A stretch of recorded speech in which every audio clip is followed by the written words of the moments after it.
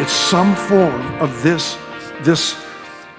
thing that came upon this man who was a son of David, and he was able to hear from God, and he was able to implement things into culture and society that the entire place was changed, so much so everybody had a whole bunch of children, silvers piled up on the streets, counted as nothing.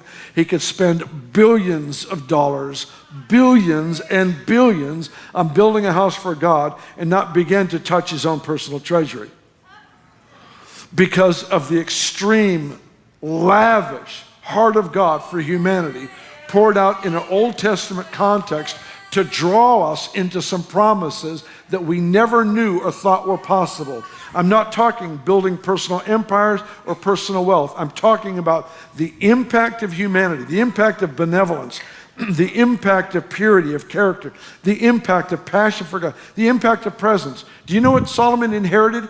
He inherited this heart for the presence of God. Tragically, he lost it in process, but he started with the passion for the presence. This that we read about right here, the Lord God has given me rest on every side. There's neither adversary nor evil occurrence. This is before the temple was built, which means they are still living during the time of David's tabernacle.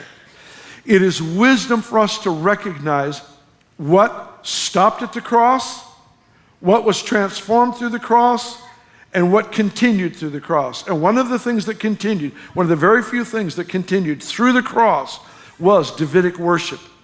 It became the pattern for New Testament Christianity, for New Testament worship.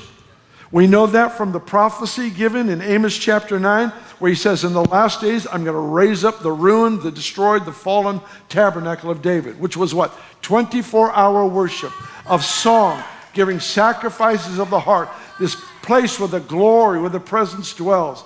This is the New Testament mandate and privilege in worship.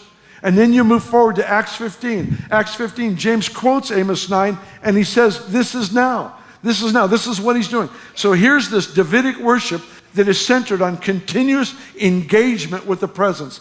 That is what this was written under. Are you hearing me?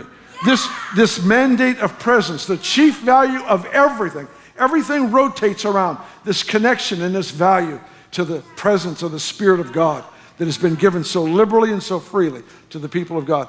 That, in a time of peace, shaped a culture in which no adversary could exist.